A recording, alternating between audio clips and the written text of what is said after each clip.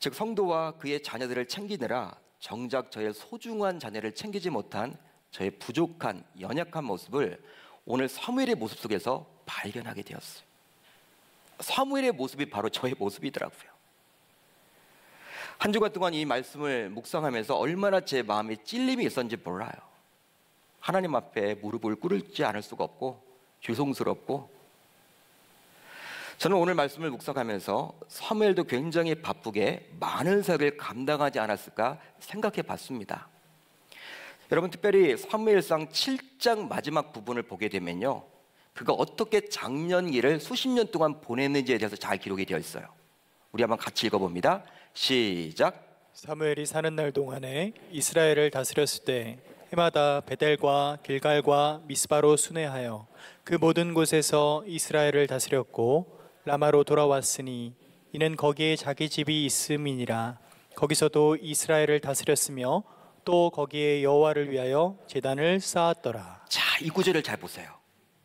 아마도 사무엘은 선지자이면서도 사사역계 재판도 하고 다스리기 위해서 매년마다, 여러분 말씀을 보게 되면 해마다라고 나와 있죠. 해마다, 매년마다 이스라엘을 순회하며 다녔던 것만 같습니다. 굉장히 바빴죠. 분주했죠. 일반적인 사사의 경우에는요, 어느 한 지역에만 머물러서 그곳에서 재판을 했어요. 그렇지만 사무엘의 경우에는 다른 사사에 비해서 몇 배나 사역이 주어졌기에 그 사역을 감당해야만 했던 거예요. 아마도 사무엘은 사사였으면서도 이스라엘의 선지자요 제사장직까지 겸임을 했습니다. 1인 3역을 한 거예요. 1인 3역. 물론 감당할 만하니까 하나님이 그렇게 부어주신 것도 있겠지만, 그런 사역을 할 수 있도록 기회를 주신 것이겠지만, 아무튼 분주했을 거예요. 그런데요, 사무엘은 자신의 집이 있었던 라마에 돌아왔음에도 불구하고 그곳에서도 여전히 사역에 집중했던 것 같습니다. 집에 돌아와서는 두 아들들에게 신경을 좀 더 써야 했는데, 오랜만에 집에 돌아왔음에도 불구하고 여전히 이스라엘 백성들을 다스리는 일에 매달렸던 거예요. 그러기에 성경은요, 이런 사무엘의 모습을 굉장히 부정적으로 봅니다. 부정적으로 봐요. 좋지 않게 봅니다. 그러기에 다음과 같이 기록을 해주고 있죠. 거기서도, 집에서조차도 이스라엘을 다스렸으며, 이렇게 해서는 안 되는데, 바로 사무엘의 입장에서는 집에서조차도 두 아들들보다도 이스라엘 백성들이 우선이었던 거예요. 어떤 목사님의 설교를 제가 들어봤습니다. 이 부분에 대해서 오늘 말씀과 동일한 본문을 가지고 말씀을 전하셨는데, 이스라엘을 다스렸다라는 뜻이 어떻게 이 목사님은 해석을 하셨냐면, 이스라엘을 목양했다. 이스라엘을 목양했다는 거예요. 목양했다.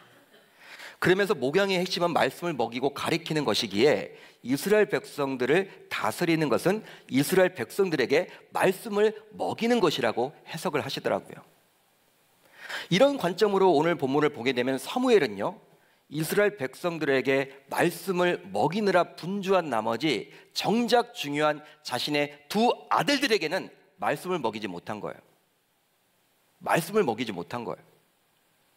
이런 사무엘의 모습을 보면서 안타까운 점이 있으니, 바로 사무엘은 실로의 성소에서 자라났기에 당시 엘리 제사장이 자신의 두 아들들로 인해서 패가 망신하는 것을 직접 봤습니다. 직접 두 눈으로 봤어요. 봤음에도 불구하고 자신의 두 아들들을 신앙으로 길러내지 못했다는 것이죠. 이렇게 자신이 경험한 것을 반면교사로 삼으면 좋으련만, 역시 하나님의 위대한 종이라고 할 수 있는 사무엘조차도 자녀의 신앙교육만큼은 그러질 못한 거예요. 그만큼 자녀의 신앙교육은요, 부모의 뜻대로 되지 않습니다. 그렇습니다. 자녀의 신앙교육에 있어서 가장 중요한 것은 자녀를 말씀으로 양육할 때가 있다는 거예요. 시기가 있다는 거예요. 여러분, 세상 공부할 때도 있지만 하나님의 말씀으로 양육을 할 때도 있다는 거예요. 그때를 놓치게 되면 자녀들을 말씀으로 양육하기에는 어쩌면 거의 불가능이 될지도 몰라요. 그때를 놓치면, 우리는 여러분 학교 공부도 때가 있다, 그때 공부해야 된다 하지만, 여러분 다음 세대 굉장히 중요합니다. 그때 말씀을 듣지 못하고, 그때 구원의 확신을 얻지 못하고, 나의 하나님을 만나지 못하면요, 나중에 여러분 교회를 다니더라도 교회만 다니는 신자가 될 수도 있고 어쩌면 교회를 떠날 수도 있어요. 실제로 신앙을 가진 부모들이 장성한 자녀들이 신앙생활을 거의 하지 않는 것으로 인해서 굉장히 마음 아파하며 기도하는 분들도 많이 계시잖아요. 우리 교회도 많이 계십니다. 보통 자녀들이 이제 중학생이 되면요, 이제 부모보다는 친구에게 자신의 속마음과 생각을 말하려고 하죠. 그때부터는 자신의 생각대로 말하고 행동하고 판단하려고 합니다. 그러다 보니 소위 사춘기가 되면서 자신의 주관대로 교회도 바라보려고 그래요. 여러분, 세상에 비치는 교회의 모습 어떻습니까? 부정적인 게 굉장히 많거든요. 긍정적인 것들은 거의 여러분 언론 보도에 안 나와요. 다 부정적인 거예요. 중학생 아이가 여러분 그걸 보는 거야. 이제 자기가 여러분 그걸 보고 판단하는 거예요. 그러다 보니 소위 사춘기가 되면서 자신의 주관대로 교회를 바라보고 판단하고, 그래서 교회를 안 다니기도 하고 교회를 떠나는 경우도 있어요.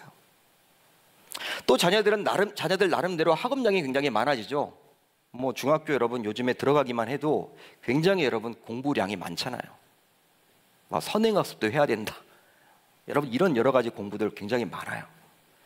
그러다 보니까 방과 후에는 각종 학원들에 다녀야만 해요. 학원 친구가 또 굉장히 중요해. 아무튼 자녀는 자녀 나름대로 굉장히 바빠요. 한편 이 또래의 자녀를 둔 부모의 상황은 어떨까요? 초등학교 고학년에서 중학교, 고등학교 다니는 이 부모의 여러분 형편은 어떨까요? 대부분이 40대 중후반이 되기에 직장에서도 이제 가장 바쁜 시기를 보내야만 하고, 또 맞벌이가 아니면 살아갈 수가 없어요. 요즘의 현실이. 삶이 그래요. 그러다 보니까 부모로서 자녀들의 신앙교육까지 점검할 엄두를 내지 못하는 경우가 굉장히 많죠. 하고 싶어요. 그렇지만 시간이 안 돼. 챙기기도 힘들어. 그래서 거의 하는 말이 학원 잘 다녀왔냐?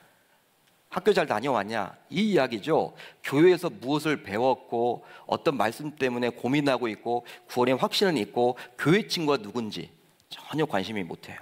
관심을 가지질 못해요.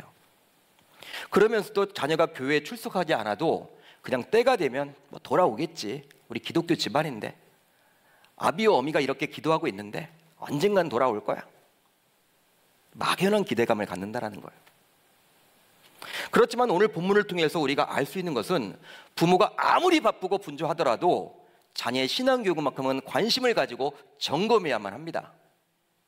그러기 위해서 추천해드리고 싶은 것이 있으니 일주일에 한 번씩은 반드시 가정예배를 드리셨으면 좋겠어요.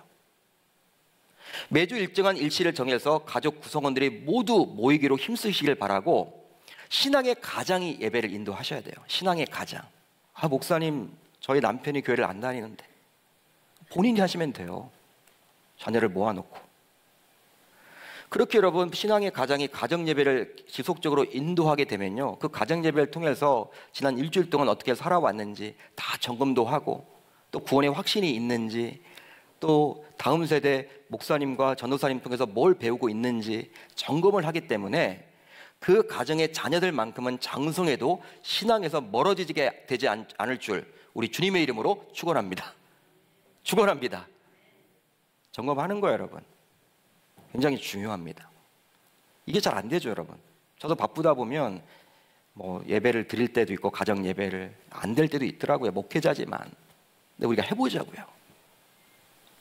다음으로 정에 치우친 나머지 공과 사를 구분하지 못했기 때문입니다. 제가 앞에서도 말씀을 드렸지만 사무엘상 12장은 사무엘의 고별사예요. 즉 백성들이 열방과 같이 왕을 세워달라고 요구하죠. 그러한 요구에 처음에 하나님은 부정적으로 반응을 하셨지만 백성들이 계속 요구를 하자 하나님은 허용을 합니다. 그래서 사무엘은 하나님의 허락을 받아서 사울을 왕으로 세우죠. 그리고 난 이후에 이제 백성들에게 설교를 하게 되는 내용이 바로 사무엘상 12장의 내용이에요. 그런데요, 백성들이 왕을 세워달라고 요구한 이유로 자신의 두 아들의 불의함 때문이었음을 이미 사무엘은 잘 알고 있었어요. 백성들의 장로들을 통해서 잘 들었기 때문에 잘 알고 있었습니다. 그런데 다음의 말씀을 보게 되면 사무엘은 아직도 자신의 두 아들들을 사사로 인정하고 있었던 것만 같아요. 그 내용을 같이 한번 읽어봅니다. 시작. 사무엘이 온 이스라엘에게 이르되 보라 너희가 내게 한 말을 내가 다 듣고 너희 위에 왕을 세웠더니 이제 왕이 너희 앞에 출입하느니라. 보라 나는 늙어 머리가 휘어졌고 내 아들들도 너희와 함께 있느니라. 내 아들들도 너희와 함께 있다. 공적인 설교입니다. 누구와 개인적으로 만나서 하는 이야기가 아니에요. 자신의 두 아들들이 백성과 함께 있다라는 표현은 자신의 두 아들들이 공적인 신분을 가지고 있을 때만 할 수 있는 표현이에요. 따라서 이 구절을 통해서 사무엘은 불의한 자신의 두 아들들을 아직도 사사로서 인정하고 있었음을 알 수 있는 것이죠. 여러분, 하나님의 마음이 얼마나 아팠습니까? 백성들이 왕을 요구했을 때. 근데 백성들이 왕을 요구하게 된 그 근본 원인이 뭐예요? 어떤 핑계를 댔습니까? 사무엘의 두 아들이 악행을 저질렀다. 당신과 다르다. 그들의 리더십에 나는 순종할 수 없다. 백성들의 장로들이 이야기를 했다면 우리가 여러분 예상하는 바로서 사무엘은 어떻게 해요? 자신의 여러분 두 아들이 아무리 귀해도 그 사사직에서 해임을 해야죠. 사사를 하지 못하도록 해야죠. 그런데 어떻게 해요? 정에 치우친 나머지 계속해서 여러분 사사라고 인정을 하고 싶은 거예요. 그래서 백성들 앞에서도 이야기를 합니다. 너희 내 아들 사사잖아. 내 아들들이 있잖아. 이런 말을 지금 하고 있는 거예요. 평소에 사무엘 같다라고 볼 수 없죠. 그만큼 아무리 사무엘과 같은 위대한 하나님의 종이라고 해도 자녀 문제 앞에서는 정에 치우치기가 쉽고 그것으로 인해서 공과 사를 구분하지 못하고 객관적인 시각을 갖기도 힘들어집니다. 그러니까 자녀를 여러분 객관적으로 봐야 하는데 너그러워지려고 하는 것이죠. 이런 사무엘의 모습을 보고 있노라면 엘리 제사장의 모습이 떠오르는데요. 엘리 제사장의 경우에도 자신의 두 아들들이 회막문에서 수종드는 여인들과 동침하였음을 주변 사람들 등에서 이미 들었어요. 알았어요. 그럼에도 불구하고 그들의 제사장직을 거두지 않습니다. 그대로 놔둡니다. 왜? 정에 치우쳐 있기 때문에. 그러다 보니 하나님께서는 이런 엘리의 모습을 보면서 다음과 같이 그를 질책했죠. 너희는 어찌하여 내가 내 처소에서 명령한 내 재물과 예물을 밟으며 내 아들들을 나보다 더 중히 여겨 내 백성 이스라엘이 드리는 가장 좋은 것으로 너희들을 살찌게 하느냐. 엘리 제사장은 자신의 두 아들인 홈니와 비나스를 하나님보다 더 중히 여겼어요. 하나님이 그렇게 말하고 계세요. 중히 여겼다. 하나님의 말씀이에요. 이것은 바로 자녀 우상숭배예요. 자녀 우상숭배. 하나님보다 자녀가 먼저라는 거예요. 우선이라는 거예요. 중히 여겼다라는 거예요. 이게 바로 자녀 우상숭배죠. 엘리는 제사장으로서 영안이 그다지 밝지 못했습니다. 반면에 사무엘은 선지자, 제사장, 사사로서 끝까지 영안이 밝았던 사람이었어요. 사무엘상은요 끊임없이 엘리와 사무엘을 비교해 주죠. 비교해 줍니다. 영안이 밝지 못했고 영안이 밝았던 믿음의 종으로 이렇게 그려주고 있습니다. 엘리와 사무엘을 이렇게 비교해 주고 있어요. 그런데 놀랍게도 자신의 두 아들들 앞에서만큼은 별반 차이가 없이 정에 치우친 교육으로 일관을 했고 결과적으로 공과 사를 구분하지 못했던 거예요. 그러니까 여러분 자녀 문제 앞에서는요 엘리의 모습이나 사무엘의 모습이나 별반 차이가 없어. 이건 뭐야? 아비로서 행악을 저질렀던 두 아들들에게서 각각 제사장직을 회수해야만 했고 사사의 직을 회수해야만 했는데 전혀 움직이지 않습니다. 그냥 놔두는 거예요, 여러분. 그냥 놔둡니다. 그냥 용납해요. 아니 오히려 사무엘은요 오늘 본문을 보게 되면요 엘리보다도 자녀 문제에 있어서만큼은 더 취약했던 것 같아요. 정에 치우쳐 있었어요. 엘리보다도 여러분 더 취약했어요. 이 자녀 문제만큼은. 당시 율법에 따르면 제사장직은 세습이 가능했죠. 그렇지만 사사는요 세습이 불가능했습니다. 사사기를 보게 되면 이스라엘 백성들이 주기적으로 죄에 빠져듭니다. 그때마다 하나님께서는 이방 나라로 하여금 이스라엘 백성들을 치도록 하므로 이스라엘 백성들이 다시금 하나님께로 돌아오도록 해요. 부르짖죠. 백성들이. 왜? 힘드니까. 그때마다 하나님은 예비하신 사사를 세움으로 이방 나라를 물리치도록 했어요. 그것의 반복이 바로 사사기입니다. 계속 그런 내용들이 반복되어 나와요. 그러나 그 사사들은 결코 세습이 되지 않았어요. 사사기를 보게 되면 한번 사사기에 나오는 대표적인 사사를 떠올려 보세요. 온니엘이 있죠, 에훗이 있죠, 드보라가 있습니다, 기드온이 있습니다, 입다가 있습니다, 삼손이 있습니다. 세습 아닙니다. 필요할 때마다 하나님이 세우셨다라는 거예요. 하나님의 친히 세우셨습니다. 그들 모두 세습으로 세워진 사사가 아니라 오직 그 시대 속에서 하나님께서 친히 세우신 거예요. 사사는 하나님이 세우십니다. 그런데 오늘 본문 8장 1절을 보세요. 여러분, 이 8장 1절을 보면 놀라워요. 야, 사무엘이 어떻게 이런 일을 했을까? 이런 여러분 큰 범죄를 저질렀을까? 실수를 했을까? 8장 1절을 같이 읽습니다. 시작. 사무엘이 늙음에 그의 아들들을 이스라엘 사사로 삼으니. 자기가 늙었습니다. 기력이 쇠해졌죠. 손해 여러분 해야 되는데, 자기가 여러분 젊었을 때는 다니면서 다 자기가 감당을 했는데, 이제 먼 외지에는 자기 두 아들을 보내버린 거예요. 여러분, 부엘세바라고 8장 2절에 나와 있죠? 부엘세바? 부엘세바는요, 이스라엘의 최남단입니다. 그런 의지인은 자신의 두 아들을 사사로 임명해서 그쪽을 좀 이렇게 다스리도록 한 거예요. 재판을 하도록 한 거예요. 그쪽에 보내버린 거예요. 사무엘은 하나님이 친히 세워야 할 사사를 자신의 필요에 따라서 두 아들들을 세워버린 거예요. 율법이나 해왔던 관행이 아님에도 불구하고 그냥 정에 치우친 인사를 해버린 거예요. 보통의 모습의 사무엘과는 달라요. 어느 누구보다도 공정해야 될 재판관으로서 사사인 사무엘은 자신의 두 아들들 앞에서는 정에 치우친 나머지 자신이 하지 말아야 될 선을 넘어버린 겁니다. 여러분, 하나님 앞에서 하지 말아야 될 것이 있거든요. 하지 말아야 할 선을 넘어버린 거야, 이미. 그래서일까요? 사도 바울은 1차 전도 여행 중 비시디아 안디옥을 방문하여 설교를 할 때 다음과 같이 말씀을 전합니다. 여러분, 구약 내용을 가지고 사도 바울이 설교를 하는데 이렇게 전해요. 그 후에 선지자 사무엘 때까지 사사를 주셨더니. 바울은 마지막 사사가 누구라고 여러분 분명히 말을 합니까? 사무엘. 사무엘이 세웠던 두 아들은요, 사사가 아니라는 거예요. 사무엘은 사사라고 이야기를 하지만 하나님은 인정하지 않는 거예요. 사사라고. 사무엘까지만 하나님이 인정해요. 왜? 자기가 세웠기 때문에. 여러분, 사무엘 상을 쭉 읽어보시면요, 이 사무엘이 여러분 굉장히 어린 시절부터 어떻게 여러분 자라났는지 굉장히 자세히 기록이 되어 있죠. 사사로 여러분 어떻게 세워졌는지 여러분 하나님이 다 여러분 보여주고자 하는 거예요. 세습이 아니라는 거예요. 그렇습니다. 아무리 사랑하는 자녀라고 하지만 하나님보다 우선시해서는 아니 됩니다. 하나님보다 자녀를 더 사랑하게 되면요, 하나님과 교회를 떠나겠다라는 자녀의 요구를 무조건 들어주게 되었어요. 그렇게 되면 그 자녀는 결국 말씀에서 떠나서 세상 사람들과 동일한 가치관으로 살아가기 마련이에요. 저희 자녀가 있습니다. 셋인데요, 큰 아들이 지금 중3이에요. 하루는 여러분 시험 기간에 저에게 와서, 아빠 내일 나 교회 안 가면 안 돼? 학원 가야 되는데. 학원 가야 되는데. 친구들이 다 학원 가나 봐요.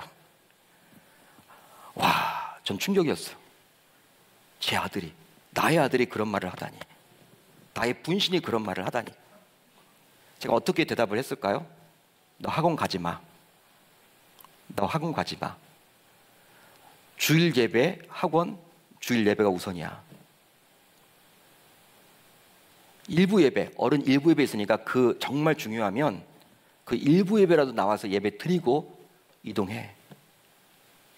여러분, 그렇게 정해 주셔야 돼요. 보통 여러분 부모님들이 어떻게 합니까? 저도 여러분 잘하는 건 없지만, 그래 학원 가야지. 학원 중요하지. 시험 기간이니까 다음 주에 교회 가고 시험 기간 때는 가. 여러분, 중고등학교 우리 사역자들의 이야기를 들어보면요, 시험 기간에는 여러분 확 여러분 줄잖아요. 인원이 줄어. 인원이 더 늘어야 될 텐데, 믿음을 가진 우리 학생이라면 더 교회 나와서 기도해야 될 텐데 더 줄어. 타협을 한단 말이에요. 여러분, 제 이제 딸이 자꾸 여러분 제 가정 얘기를 해서 죄송합니다. 지금 초등학교 5학년이에요. 사춘기가 왔어. 하루는 저와 저희 아내에게, 아빠 나중에 결혼할 때 예수 안 믿는 사람하고 결혼해도 되지? 이런 얘기를 하는 거야. 전 충격이에요, 요즘에. 난 절대 안 돼. 싹을 잘라놔야 돼, 그때부터. 다시는 얘기를 못 끝내도록. 아빠를 선택할래? 엄마를 선택할래? 네가 판단해. 너 우리 집에 있지 못해. 너 하나님의 말씀이 어떻게 나와 있니? 아빠의 딸, 목사의 딸이기 때문에 그런 거 아니야. 너 하나님 말씀 믿지? 믿는데 하나님의 말씀이 어떻게 나와 있어? 불신자와 멍에를 같이 매지 말라고 나와 있지? 그건 진리야. 딸이 좀 똑똑하거든요. 저한테 또 이렇게 이야기해요. 그냥 불신자랑 결혼해서 그냥 예수 믿게 하면 그것도 전도잖아. 제가 어떻게 대답을 했을까요? 딸아, 하나님은 그런 방식으로 일하지 않아. 그런 방식으로 일하지 않아. 그건 확률이야. 확률이 너의 인생을 맡기지 말아라. 굉장히 여러분 초등학교 5학년짜리 아이하고 저랑 여러분 굉장히 심오한 지금 막 질문 대답을 하고 있어요. 여러분 그때 여러분 끝내주셔야 돼요. 안 돼. 세상에 나가면요 그게 여러분 용납이 되잖아. 화려한 것들 얼마나 많습니까? 우리 신앙, 아이들의 신앙을 뺏어 가려고 하는 것들. 가정 예배 때 그런 것들을 해주셔야 돼. 이제 말씀을 정리하겠습니다. 오늘 말씀을 보게 되면 아버지를 따르지 않는 두 아들이 나오죠. 아버지를 따르지 않는 두 아들. 오늘 말씀의 제목이에요. 그들의 이름은 요엘과 아비야였습니다. 그들은 육신의 아버지인 사무엘을 따르지 않았을 뿐더러 놀랍게도 하늘 아버지인 여호와 하나님조차도 따르지 않았어요. 그러니까 오늘 여러분 말씀의 제목은요 이중적인 여러분 의미가 있는 거예요. 이 두 아들이 육신의 아버지도 따르지 않고 하늘 아버지도 따르지 않는 거예요. 후에 그들이 어떻게 되었는지 성경은 더 이상 말하고 있지 않습니다. 성경은 여러분 말하고 있지 않아요. 이미 하나님 관심받기 되어 버린 거야. 관심받기. 그러니까 사무엘 때까지는 기록이 되어 있는데 그 후손들은 어떻게 먹고 살았는지 나와 있지 않아요. 하나님의 관심받게 되어 버린 거예요. 이렇게 두 아들들이 악해지기까지 어느 누구보다도 그 아비인 사무엘이 책임이 크다 할 수 있습니다. 그러기에 사무엘의 연약한 모습을 성경에서 친히 언급해 주므로 나름대로 신앙생활을 잘하고 있다고 있는 저와 여러분들조차도 자녀의 문제만큼은 방심하지 말라고 경고해 주고 있는 거예요. 경고의 메시지예요. 그래 신앙생활 잘하고 있지 자녀들이 교회 다닌다고 그것에 만족하지 말라는 거예요. 따라서 이제 우리들 모두 결단하시면 좋겠습니다. 바로 아무리 바쁜 환경이더라도 분주하더라도 자녀의 신앙 교육만큼은 반드시 신경 쓰겠노라고 다짐하시면 좋겠고 또 정에 치우쳐서 자녀를 하나님보다 우선시하지 않겠노라고 이 시간 다짐하고 결단하며 돌아갈 수 있기를 우리 주님의 이름으로 축원합니다. 축원합니다. 이것만큼 중요한 게 어디 있습니까? 아무리 여러분 나 자신이 세상에서 장차관을 하고 신앙생활을 잘 하더라도 돈을 많이 벌어도 우리 자녀 때에 가서 신앙이 끊기게 된다면 나중에 하나님 앞에 섰을 때 무슨 이야기를 하고 싶으십니까? 하나님이 물을 거 아니에요. 10월 25일 날 2020년 너 설교 들었잖아. 너 하나님 말씀 들었잖아. 왜 실천이 안 옮겨? 이제 여러분 저는 책임을 다했어요. 저도 여러분 이 말씀 참 고민이 많았어요. 이게 전해야 되나 말아야 되나. 왜? 나 자신도 자신이 없거든요.